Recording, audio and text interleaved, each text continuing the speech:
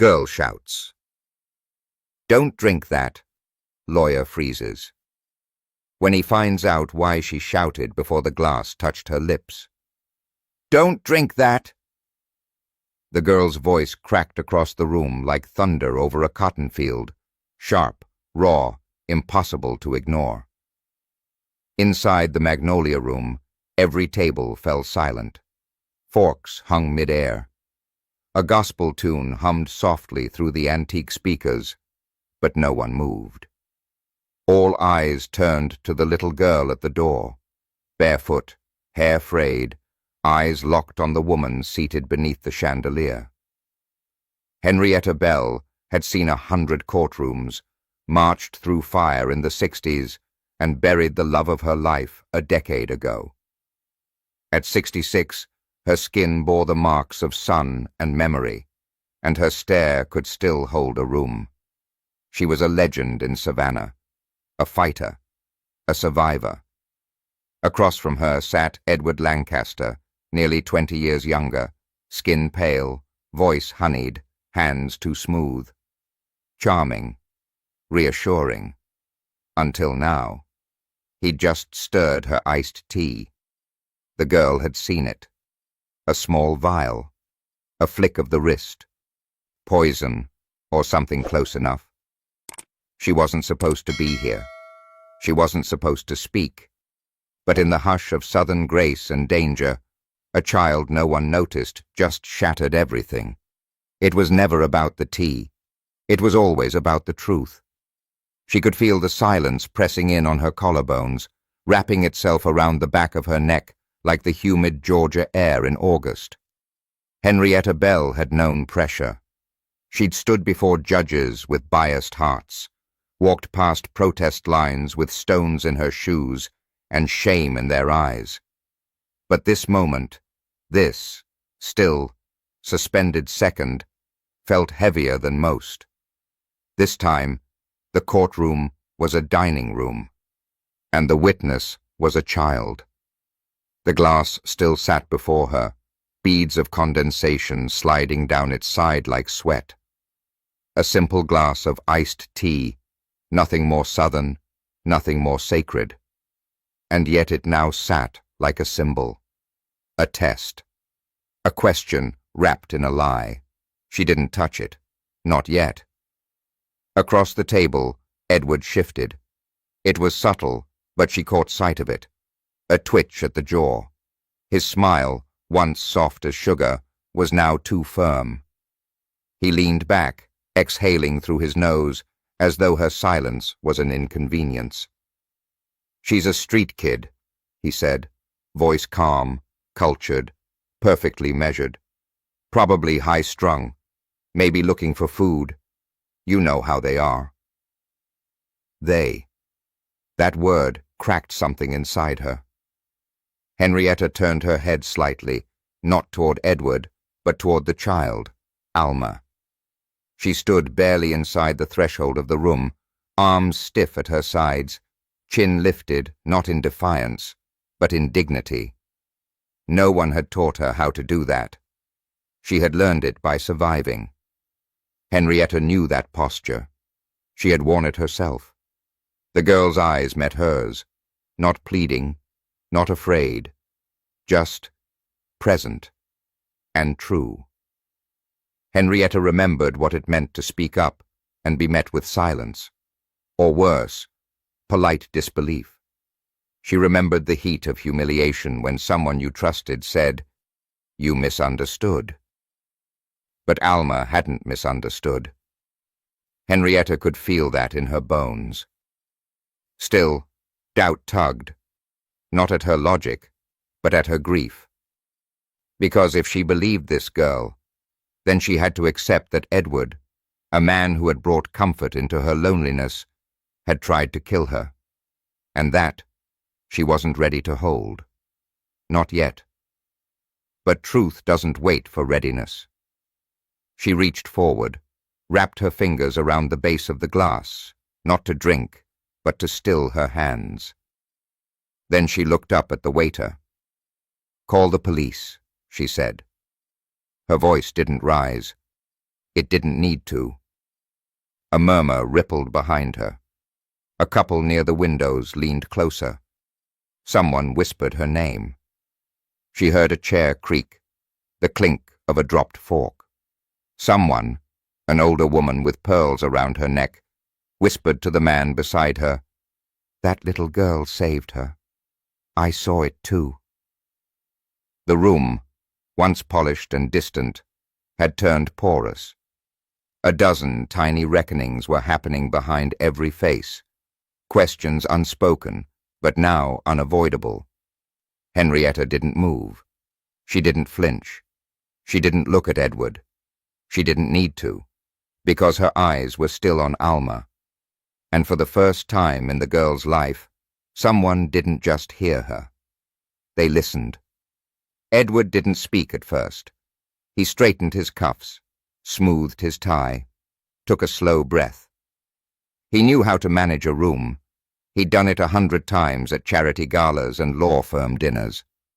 This was no different, just a little hiccup in the rhythm. He could still steer it. "She's confused," he said finally, gesturing toward Alma like she was an article misplaced on the menu. "This whole thing, it's emotional. We're emotional.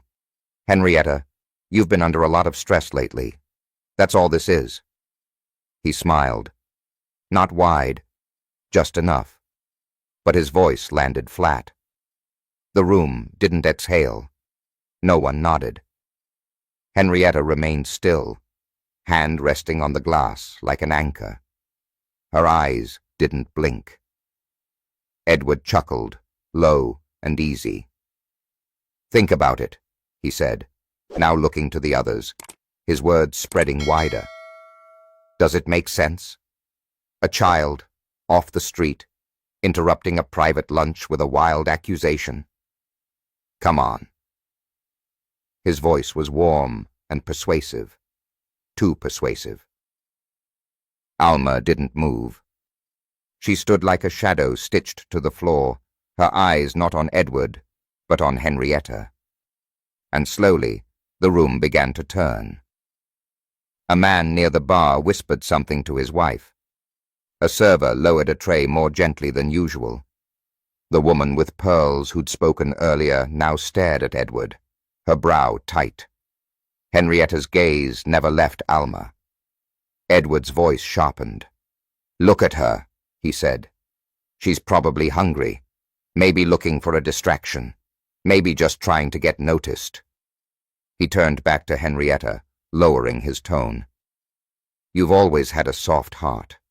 That's part of why He stopped himself. "You don't need this drama. Not today." But Henrietta's silence was no longer stillness. It was resistance. It was a calculation. She looked not at Edward now, but at the room, and the room looked back. One man cleared his throat. "I saw her standing out there before she came in," he murmured to his table. "She wasn't begging. She was watching." Another woman near the window said softly, "She looks like she's telling the truth." The verdict had begun, not in a courtroom, but in glances, whispers, shifting shoulders. Edward saw it too. His jaw clenched. "Are we going to do this?" he said, louder now, brittle at the edges. "You're going to believe her over me?" Henrietta spoke at last. "No," she said, her voice steady. "I'm going to believe her because of me." And that broke something. Edward's charm cracked, then crumbled. He stood too fast. The chair scraped back violently. Alma flinched, but didn't move. "You've got to be kidding me," Edward said, voice rising. "This is insane." Henrietta stood too, slower, stronger. She stepped beside Alma, her presence like a shield. The room didn't gasp. It didn't cheer. It simply saw the truth. And sometimes that was enough. In the hush of the Magnolia Room, time didn't move forward. It folded in on itself. Moments stretched like summer heat, thick and slow, as every soul in the room waited for someone, anyone, to breathe first. But Henrietta Bell didn't need to breathe. She needed the truth. She stood beside Alma, a girl who moments ago had been no one, a whisper in worn shoes. But now, she was the weight that tipped the scales. Edward, seated now but simmering, tried to recover the room with charm gone sour. "She's just a kid," he said, forcing a laugh. "She saw something wrong. Kids imagine things." But no one laughed with him. Because the room was no longer neutral ground, it had become a silent jury. Forks lay flat. The conversation died. What remained was the sound of reckoning. A retired teacher near the piano leaned forward and said, "Children don't scream like that unless they've seen something worth screaming about." Edward's jaw tightened. "This is ridiculous," he muttered. But Henrietta turned to him, her eyes not angry, just clear. "Do you think because you did it quietly, it wouldn't echo?" He tried to speak. Failed. She looked to Alma, and in that gaze something ancient passed. Pain recognized pain. Truth recognized courage. "Thank you," she said to Alma, "for interrupting the lie." That was when it shifted. The waiter stepped back. A woman at the following table nodded slightly. One by one, people aligned, not by noise, but by knowing. Sirens bloomed faintly in the distance. This wasn't justice in the courtroom sense. No bench, no judge. But justice had arrived anyway.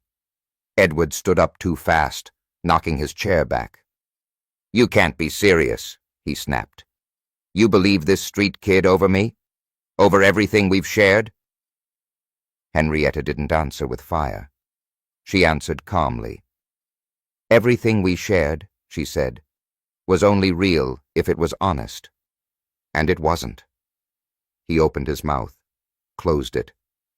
She turned to the room, not for applause, for the record.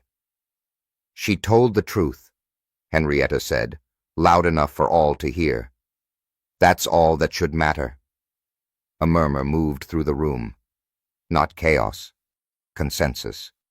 The kind that doesn't need permission to exist. The waiter reappeared, face pale but posture straight. "Ma'am," he said, "the police are here." Henrietta gave a single nod. "Bring them in." Alma's hands trembled slightly. Henrietta felt it beneath her fingers. She didn't squeeze tighter. She simply kept her hand there, present, unmoving. Edward sat again, his spine bent, eyes darting. The courtroom he'd controlled for months had turned against him without a gavel, without a judge. Only a girl. A girl who wasn't afraid to shout, "Don't drink that," in a room where no one had asked her to speak. A girl who had no power, except that the kind people forget matters most. Truth. A woman near the bar stood, her voice calm. "I don't know what will happen next. But I'll tell you one thing. We saw what we saw." The sirens were louder now. Footsteps approached from the foyer. The final notes of this unplanned hearing. Edward's eyes closed. Slow surrender. Henrietta took a breath. The kind you take after holding your ground too long. She turned to Alma, whose gaze had shifted from fear to something more profound. Not pride, not relief, belonging. "You did well," Henrietta said again. And this time, Alma responded, not with words, but with a nod. A slight, particular nod that broke whatever distance still hung between them. The doors opened. 2 officers entered, firm, but not aggressive. The kind that senses when the room has already delivered its verdict.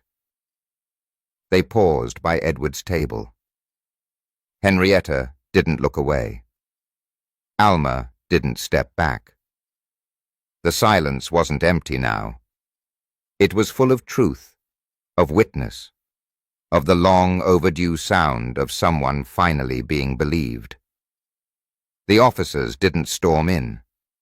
They stepped softly, like men who understood that justice didn't always arrive with noise. Their presence was immediate, but not overbearing.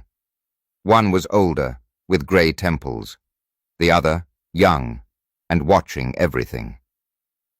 They didn't speak right away. They didn't have to, because the room had already said so much. Edward sat slouched in his chair, hands clasped in front of him, gaze fixed on a water ring left behind by his untouched glass. The charm was gone. All that remained was posture, stiff, defensive, defeated. The elder officer approached Henrietta first. "Ma'am," he said respectfully, "we received a call about a suspected poisoning." Henrietta nodded once. "Yes, sir. The girl, Alma, she saw something. I believe her. I believe she saved my life." There was no tremble in her voice, no drama, just the weight of certainty. Alma stood quietly, arms at her side, her small frame unmoved, but her eyes followed every motion, alert as ever. The young officer looked at her. "Can you tell us what you saw?" She nodded. He poured something into her tea, from a little bottle. I saw it. Then he stirred it. The officer didn't challenge her, just wrote. The chef peeked out from the kitchen. A busboy stood frozen with a plate of peach cobbler, balanced in one hand, not daring to move. The elder officer turned to Edward. "Sir, would you be willing to let us test the contents of that tea?" Edward scoffed. "Are you serious? Based on a child's word?" But his voice cracked. The officer didn't blink. "Sir, that wasn't a question."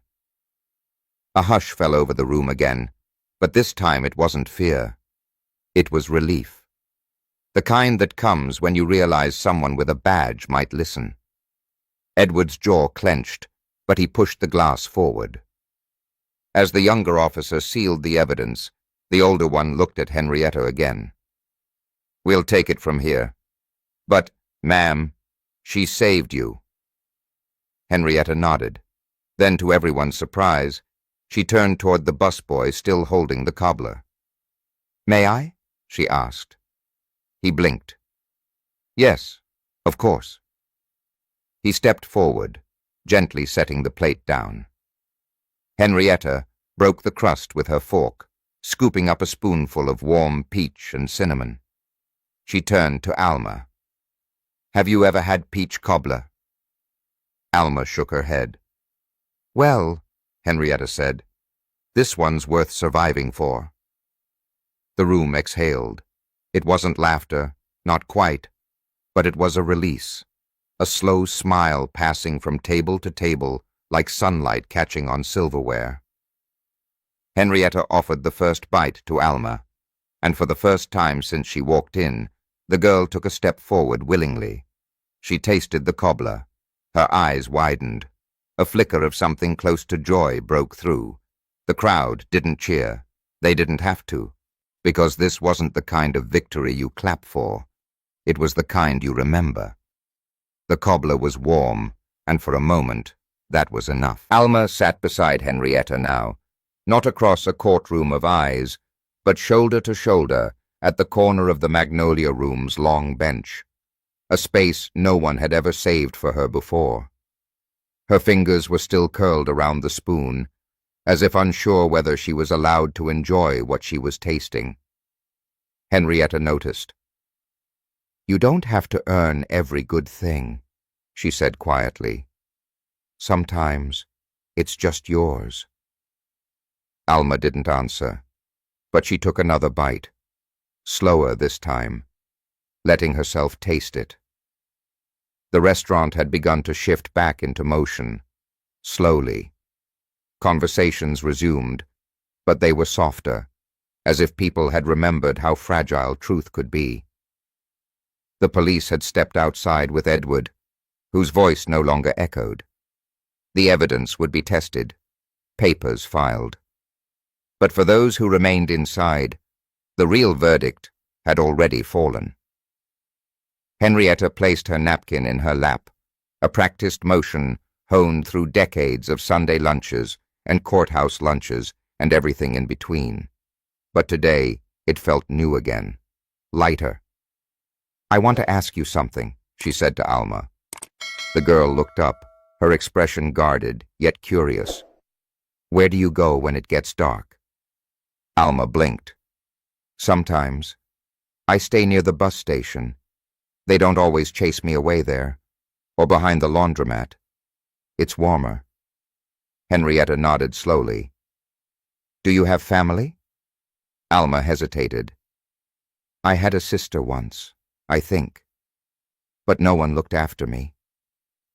Henrietta breathed in through her nose, held it, let it go. "I'm not trying to be your mother," she said. "I've buried too many people to pretend I can just start over. But I've got space, an old guest house. No one's used it since my husband passed." Alma's eyes narrowed slightly, not in suspicion, in the hope that she didn't know how to hide. "You'd let me stay there?" Henrietta didn't smile. She held eye contact. "I'd let you decide. I'll give you the keys, a place to sleep, and in the morning we'll talk about school, about options." "Why?" The question was simple, sharp, real. Henrietta stirred her tea, though the ice had already melted. "Because someone did it for me once, when I was too angry to say thank you, and too scared to ask for help." Alma looked down at her spoon, then back up. "Okay," she said softly. "I'll try." That word, try, wasn't small. It was everything. Henrietta stood. She offered Alma her hand, not to pull her, not to lead her, just to walk with her. They stepped outside together. The late afternoon sun spilled across the brick path like forgiveness, soft and golden. The sky, still bruised by the earlier storm, now made room for light. Henrietta didn't know what would happen next. There would be paperwork, questions, maybe backlash. But she knew one thing.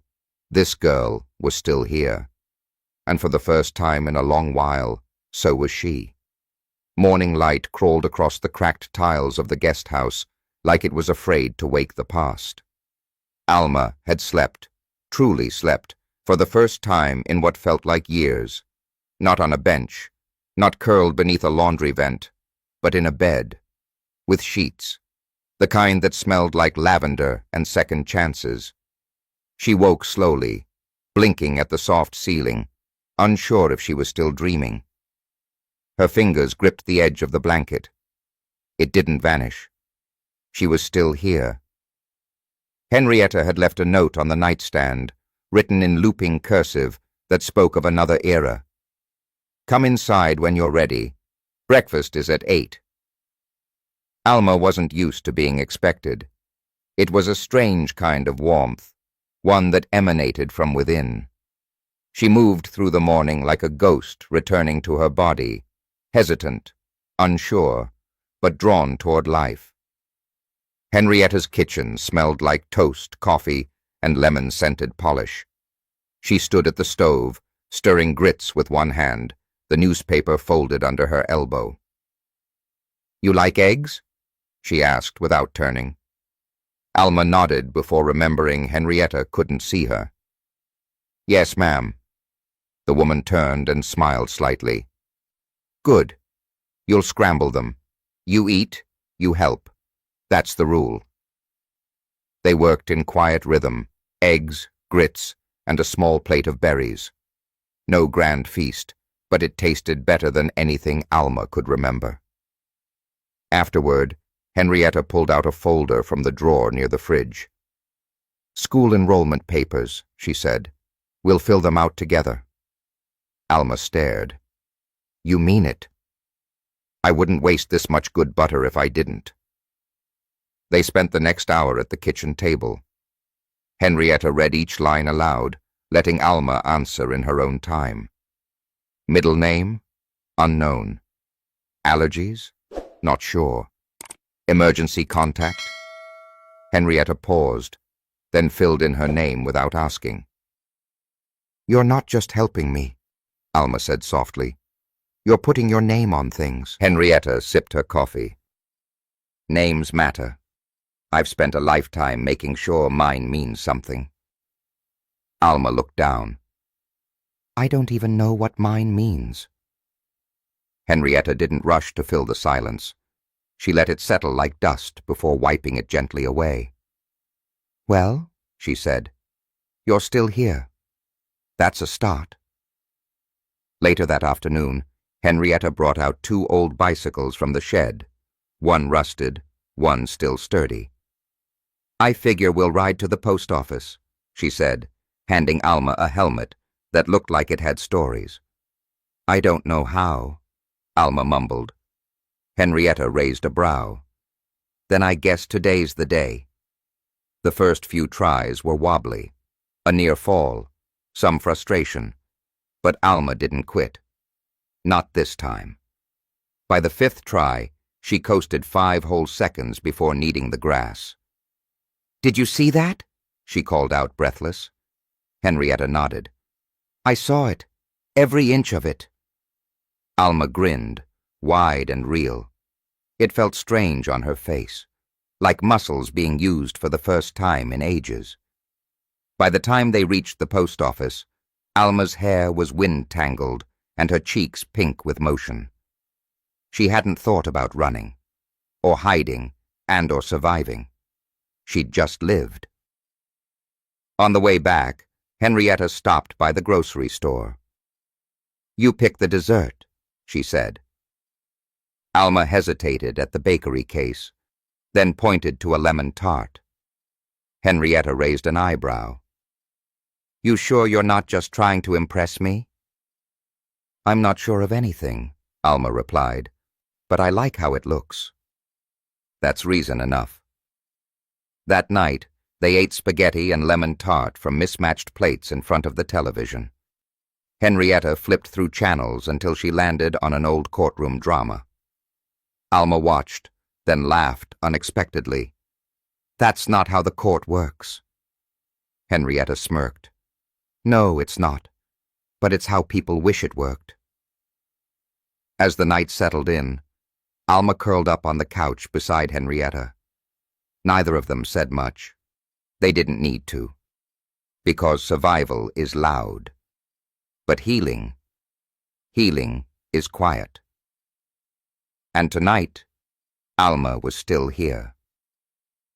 By the 3rd week, Alma had stopped counting the days.